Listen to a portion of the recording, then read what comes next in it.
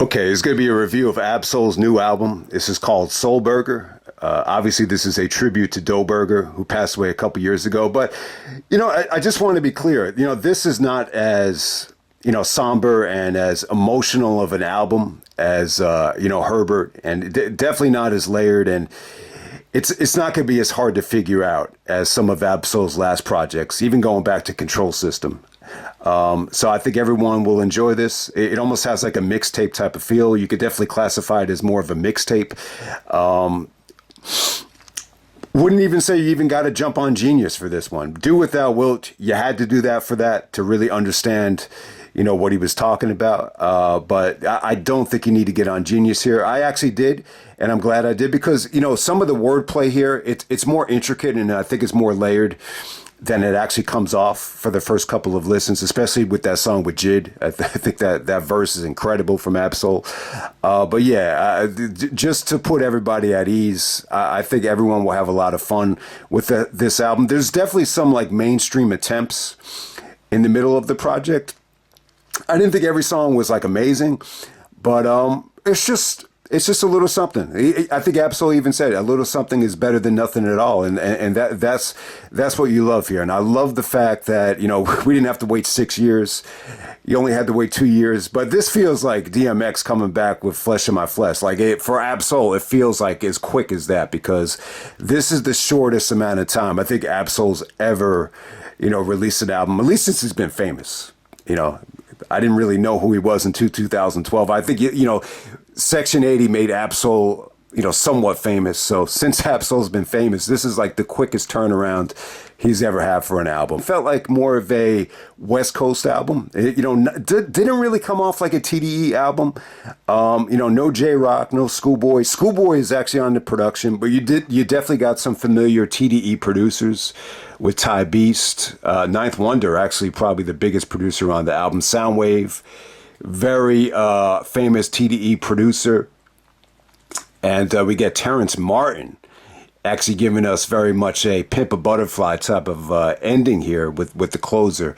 But yeah, man, I thought the beginning of the album was definitely dope.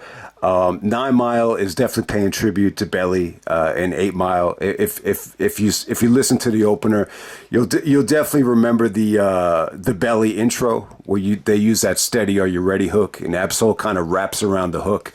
Very, very, simple bars, gives it one bar at a time, and then he lets the hook breathe after each and every bar. It's an interesting way to start the album.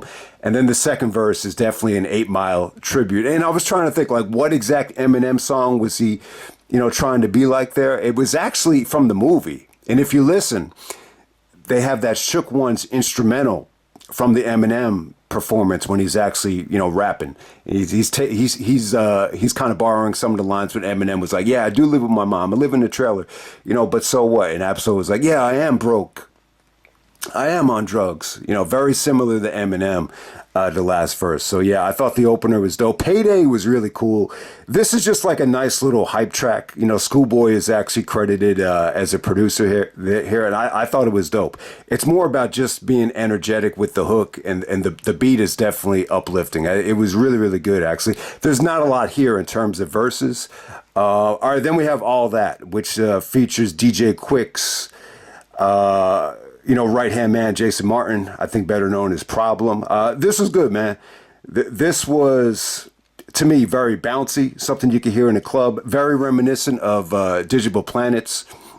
Yeah, I enjoyed Absol's flow there. I thought the Delamo line was really dope. I just think he sounded great. I just think this is a track that you could just have fun to. It's not an overly, insightful track, but I thought it was pretty dope. It definitely grows on you the more and more you listen to it. California Dream with Vince Staples. I think with California Dream, it really kind of felt like something that could have been on Vince Staples' album. It feels like more of a Vince Staples song. The most interesting part about that track was the beat change. All of a sudden the beat changes, Absol comes out, and I'm like, holy shit, this beat sounds incredible. And it's only a little bit of a tease, and then Absol kind of gives you like a little bit of a soft spoken verse, but it's dope though. It's a nice little West Coast soothing track. It's not going to blow you away, but it's pretty dope. It does sound like it was supposed to be on Vince Staples' album. I could be wrong about that, but it felt like more of a Vince track. Bucko Jr. was dope. This is probably like the hardest beat on the album. This really reminded me of, Pineal Gland. Like Ab-Soul had a really like evil, like slow flow on this. And, it kind of reminded me of the Pineal Gland track. But yeah, it was really, really dope though. It definitely delivered. I actually think it's a better track than Pineal Gland. So I got to say, I myself and me, once this thing gets going, this is, I think maybe the most uplifting track on the album. He definitely sounds, definitely the way he was rapping here was definitely different. It almost kind of reminded me of Mick Jenkins. You had a nice little drum beat there, but just very uplifting. And in terms of confidence, you could just feel him get a little bit more confident and a little bit more, rejuvenated with that track. I actually really enjoyed Don Julio, though. This actually features Fresh. And it feels like a young, rapper that could definitely appeal to younger kids. But him and Ab-Soul kind of rap together here. They're finishing each other's verses, which is good. It feels cohesive. It very similar to what Method Man and Biggie did on The What, where they're working together. You could you had to be in the studio for a track like this. So it's a good feature. It sounded cohesive. They kind of rap over almost like a Logic, Young Sinatra type of beat. The DND Do Not Disturb song with the female had a very unique, bass line on the beat. Well, I think it was okay. The female actually, she sounded unique. I think she definitely has some female appeal. She'll definitely appeal to, younger black women. I think it actually came off great. The biggest mainstream attempt is called GoPro with Ty Dolla $ign. Honestly, I didn't think it was amazing. I didn't think it was bad. I think I kind of expected Ab-Soul to at least try to go in this direction with the next album, and that's what he did. I think he did a good job, but I'm not blown away by the song. It feels like more of a Ty Dolla $ign track featuring Ab-Soul, but it's very sexual. It's something you could play in the clubs. They're talking about squirting. They're talking about, all these different things with, dropping panties and cars. It's definitely a mainstream attempt, but it's not awful though. But it's not everybody's cup of tea. But I will say this: I think Ab-Soul is a better fit, to do this type of track. The worst case example would be like Rakim. Like if Rakim tried to do this, like I think he even tried that on The Master in 1999, and some of those tracks didn't go over that well. I think the best stretch of the album is from Squeeze First, to Peace. I think, the last 5 tracks, I think this is the best stretch of the album. There's no doubt about it. And, Squeeze First is definitely, almost like a Jay-Z tribute.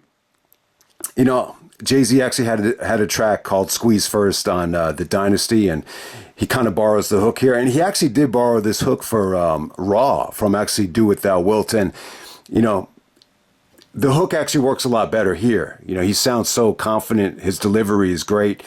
Thou Shalt Not Fuck with Herbert Anthony. Squeeze First. This is, great hook.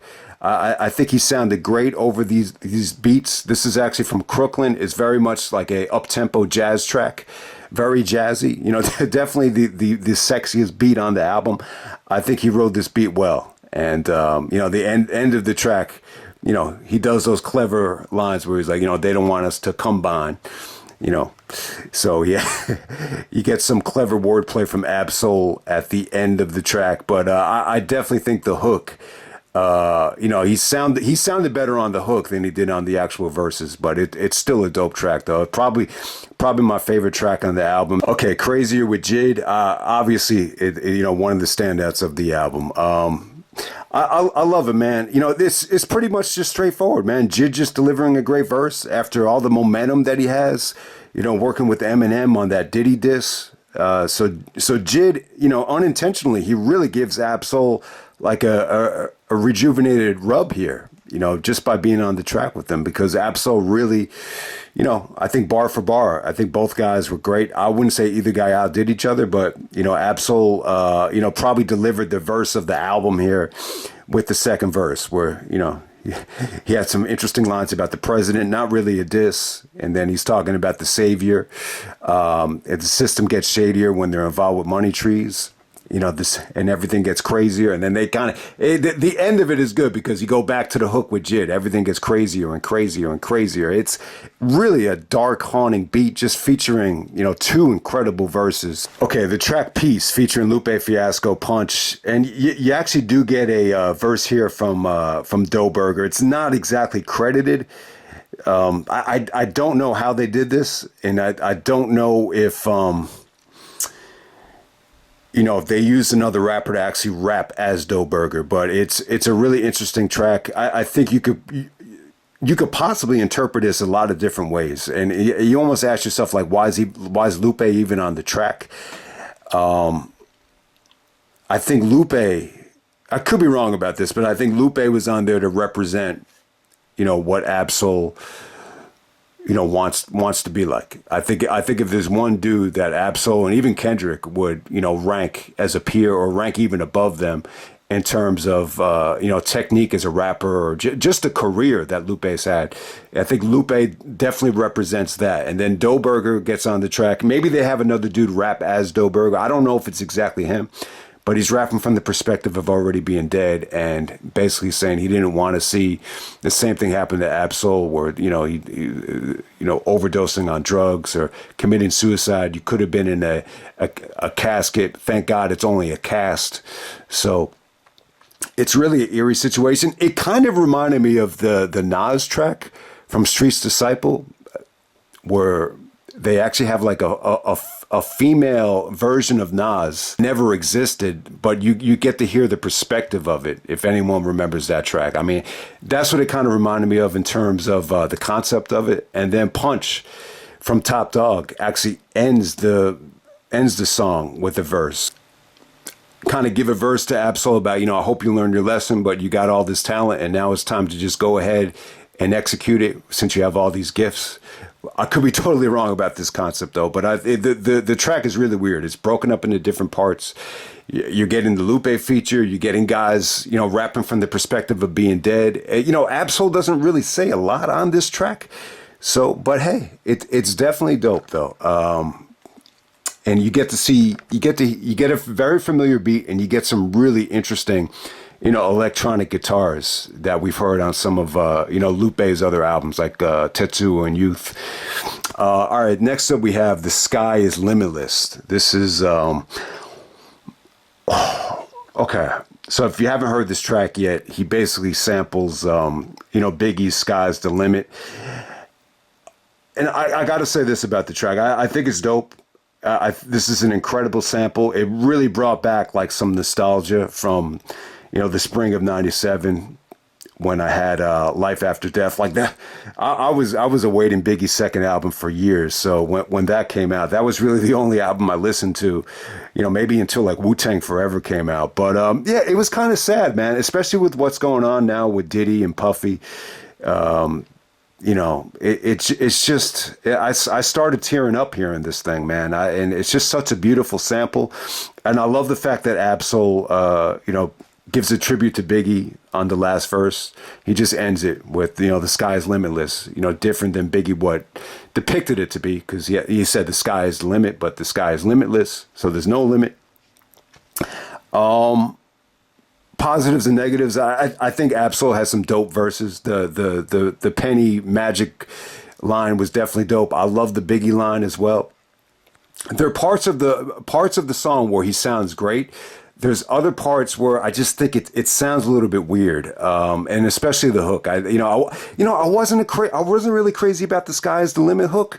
I just think Biggie's verses and the beat is just so friggin' good that it actually makes it the best track on the second disc of Life After Death. But this is still a dope track, though. I still think it was not one of the better songs of the album, but it definitely served its purpose.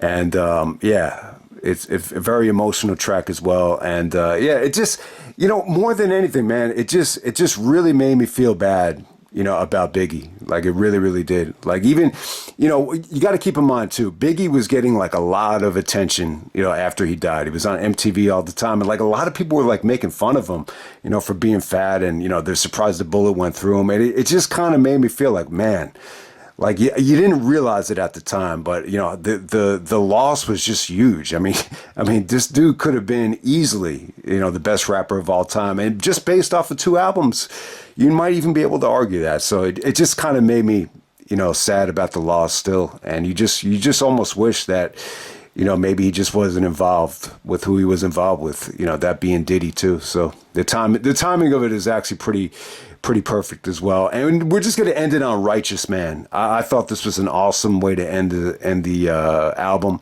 So if you haven't heard this yet, you'll get some To Pimp a Butterfly nostalgia. So Terrence Martin is actually, doing the saxophone here, and it's very identical to How Much a Dollar Costs, from Kendrick's album. And when I first heard the album, man, I was like, man, no, all right. So obviously I didn't expect Kendrick to be on the album, but at first I was like, man, he didn't really, mention Kendrick.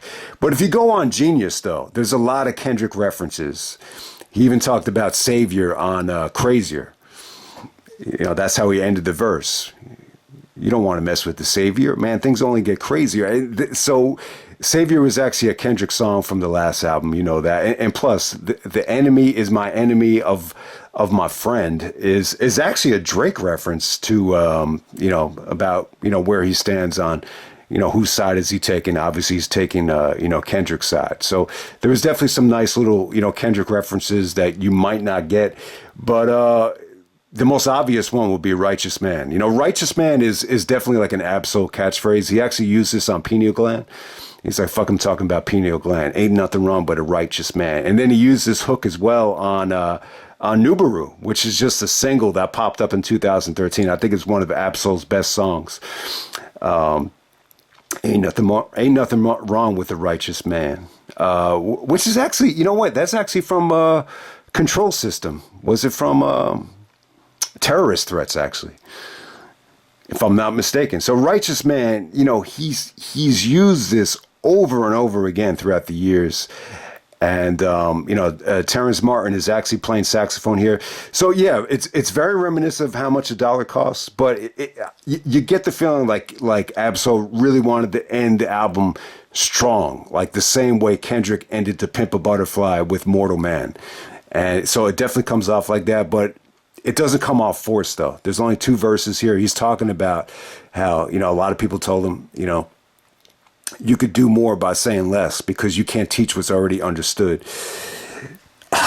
So there's a lot of that. There's a lot of, reminiscing about violence and drugs and, trying to make it at the same time, trying to, live life, enjoy sex, but at the same time, really a little bit more regretful of some of the decision making from Do What Thou Wilt, but he's just saying his intentions were good, whether it be sex or whether it be kind of, interpreting, religious bars. Yeah, but then he kind of admitted, my future was bright, but my light was getting dimmer. Yeah, I think what he did here was he kind of reflected on, maybe some of the misinterpretations of Do What Thou Wilt on the last album, especially Do Better, where he actually mentioned, people getting on it for not making sense. And he kind of touched on it here. But I think he did it in more of a confident, uplifting way. I just think this is a beautiful closer. I think it's a great way to, close the album. Very jazzy. I think the delivery was strong. I love the hook. So that's Righteous Man. I really enjoyed the album. I just want to end it here, man. I don't do hip hop reviews a lot, especially for the newer releases. But, this is one I was anxiously, anticipating. Since Herbert, because, you were really curious to see how long it was going to take him to come back. But this is a nice little pleasant surprise, man. I think he's an incredible rapper. And definitely there's going to be an updated list of Ab-Soul's best tracks, coming very, very soon. I wanted to do it before Soul Burger, but, maybe some of these tracks will actually make that list now. So it should be a lot of fun. So yeah, hopefully the album is doing well. At first I was a little bit scared because when I heard this was coming out November 8th, I jumped on Apple Music, iTunes, and I went to the hip hop section. I didn't see anything. Like you would think they would have it, being promoted or maybe at number one. At first, it wasn't even like on the list. Then I just had to search for it, and then I bought it. And then later on in the day, I was pleasantly surprised to see that it was sitting at number one. So was happy to see that. So hopefully it's doing well. And yeah, you know what? It's definitely a fun album though. Even though he's paying tribute to his best friend. There's a funny Good Burger reference here. I think it's after the second track. It just ends with "Welcome to Soul Burger, home of the Soul Burgers. Can I take your order?" So it's definitely a fun album, man. I hope everybody enjoyed it, and I'm out. All right.